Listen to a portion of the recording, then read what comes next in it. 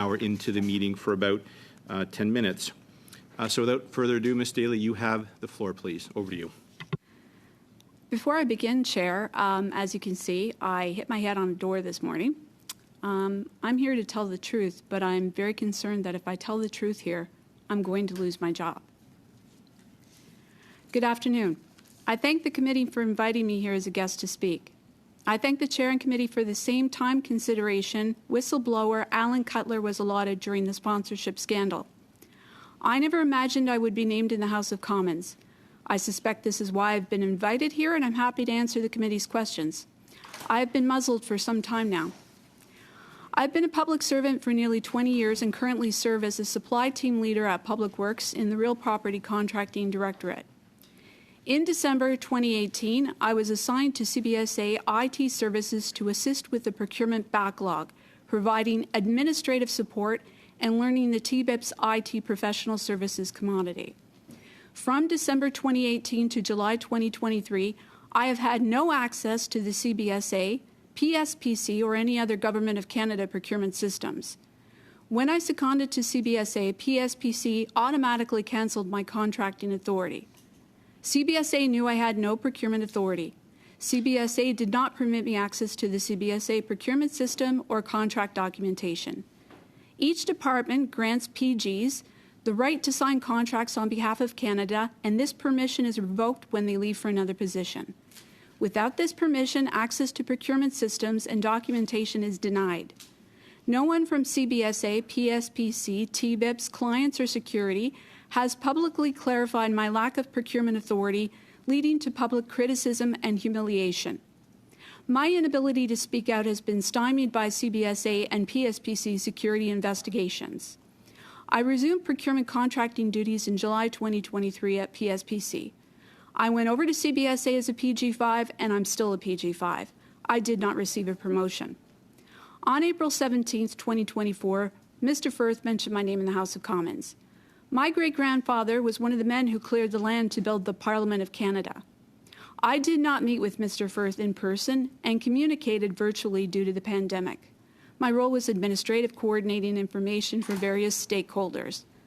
I do not recall discussing IT requirements with Mr. Firth.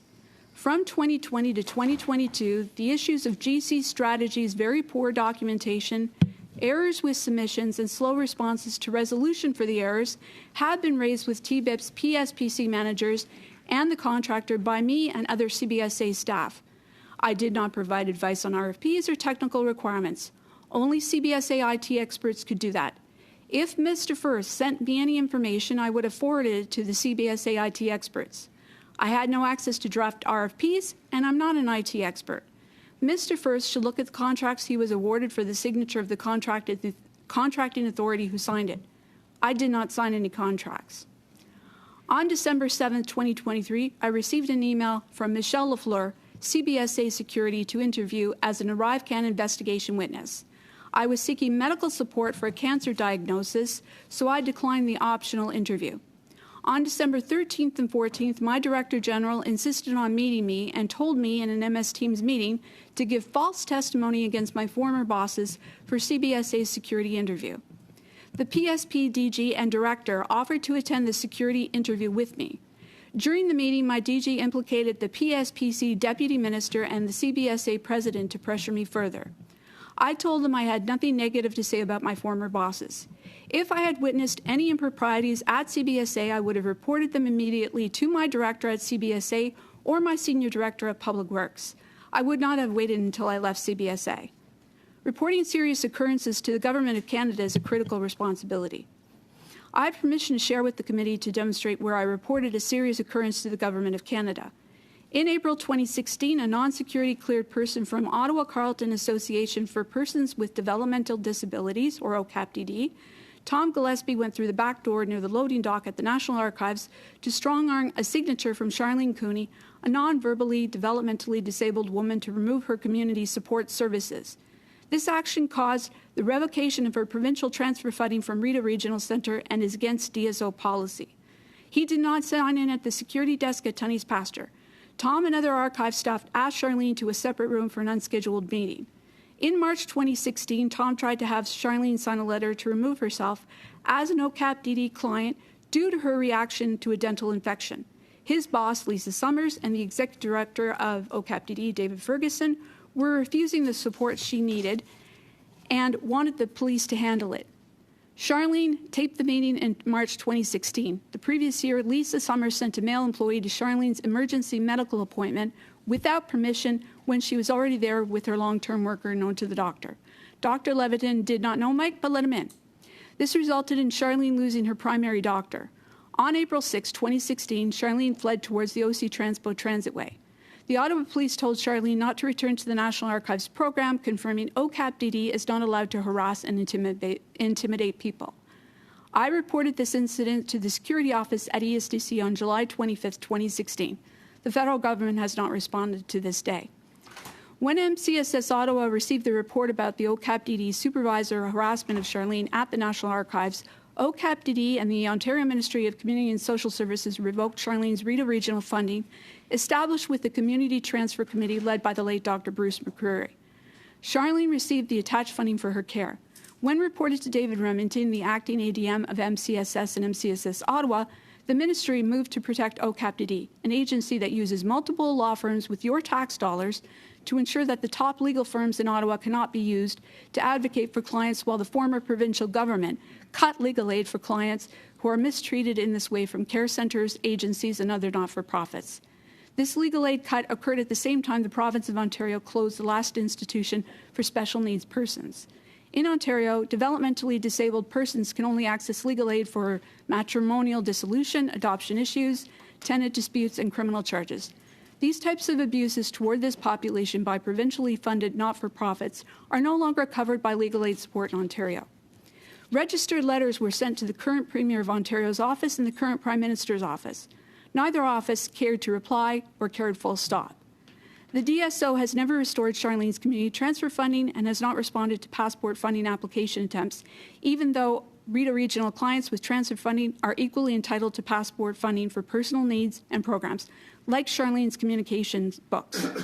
My former DG's escalating actions toward the CBSA, regarding the CBSA's security interview raised red flags. Like Charlene, I felt intimidated and needed a record of the conversation to protect myself.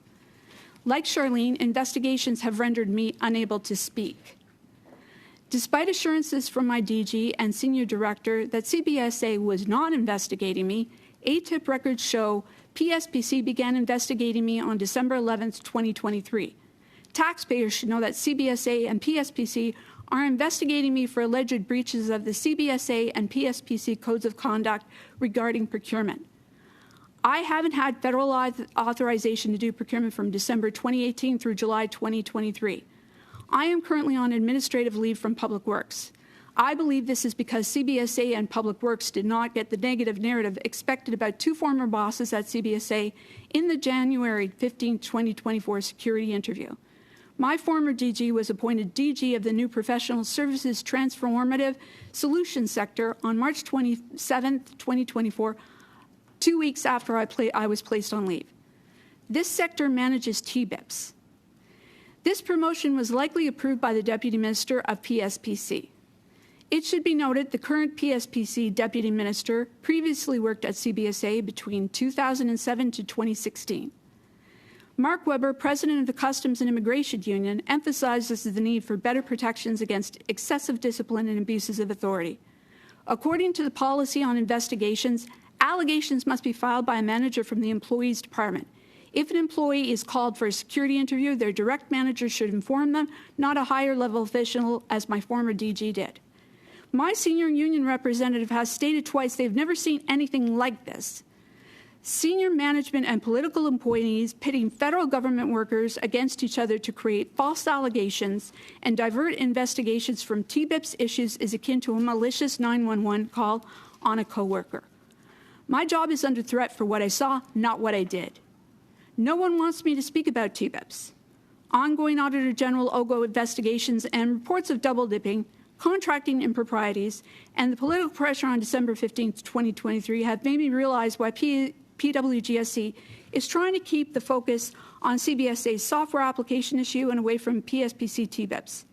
PG6s and PG5s at PSPC signed or orchestrated the contracting processes for GC strategies, which CBSA procurement staff were instructed to follow precisely. TBIPs is a PSPC mandatory tool for federal departments to purchase IT professional services like an online shopping catalog, Eaton's, where TBIPs team members pre-qualify contractors and companies like GC Strategies and place them into the government-wide purchasing catalog. No manager, DG, or minister in the federal government is permitted to buy IT pro services from any other source but this TBIPs designed catalog. There may be exceptions unknown to me. On October 1st, 2020, I attended a meeting with the Senior Director of TBIPs, the Manager of TBIPs, and my CBSA Executive Director. I questioned the RFP and SAL processes as they were more complex than usual government procedures. The Senior Director of TBIPs stated it was common for TBIPs to advise clients to ask TBIPs suppliers for IT requirement suggestions. I'd never encountered this in the private sector or federal public service. Asking for policy or legal teams about the Senior Director's instructions would have been seen as insubordination. The PG6 of TBIPs trained me on the formatting of documents. She was the primary manager responsible for overseeing and approving these documents. Although I am not part of the CBSA IT department, I acted as a liaison, facilitating the flow of IT requests between CBSA IT, CBSA Procurement, and PSPC TBIPs according to TBIPs instructions. My role involved filling out the necessary forms, but I did not have the authority to generate purchase requisitions, create contract documentation, spend money, or sign contracts. Taxpayers should know I was unaware TBIP's buying unit was housed where the TBIPs catalog is produced. I found this out in February 2024 through a Google search by several IT consultants. I believe the ArriveCAN app investigation has uncovered a more damning issue outside of ArriveCAN. It's called TBIPs at PSPC. I do not work at TBIPs. The PG6 manager of TBIPs oversaw my work at every stage. She trained me.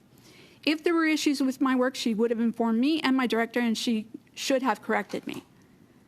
CBSA procurement was also being guided by TBIPs who were often signatures on the GC Strategies contracts. To quote my sister, who currently works in compliance, this TBIPs issue will escalate CBSA into a procurement pox affecting many more departments, ministers, and DGs throughout the government. It's a financial nightmare. The TBIPs tent should be dismantled and separated, with catalog vetting done independently. No PGs, especially active designated PGs, should be housed in the same vicinity, similar to how contract security operates separately from buyers. The appearance of direct conflict of interest is akin to having a mergers and acquisitions group in the same area as stockbrokers. There is a reason for the division of duties in an investment house. It's called insider trading. CBSA and I had been reaching out to the manager and the team of TBIPs regarding ongoing problems with extremely poor documentation from GC Strategies since 2020. In spring 2022, the manager of the BTID DGO, the manager's administration officer, and I met with the supply team leader responsible for the $25 million TBIPs RFP contract and her manager to discuss various issues regarding reoccurring poor documentation from GC Strategies, noting there had been no improvement in this matter over several years. Instead, the situation became worse. The manager of CBSA, BTID, DGO, and I asked if the RFP could be canceled and retendered, given the reporting of this information and the lack of resolution to the ongoing problems with paperwork from GC Strategies. TBIPs stated they could not delay awarding the contract to GC Strategies despite the information provided by our team. PSPC proceeded to award the contract to GC Strategies despite the reported issues with the supplier in the spring of 2022. The $25 million contract was signed by an authorized PG5 from the TBIPs team, not me. Thank you. Thank you very much, Ms. Daly. Before I proceed,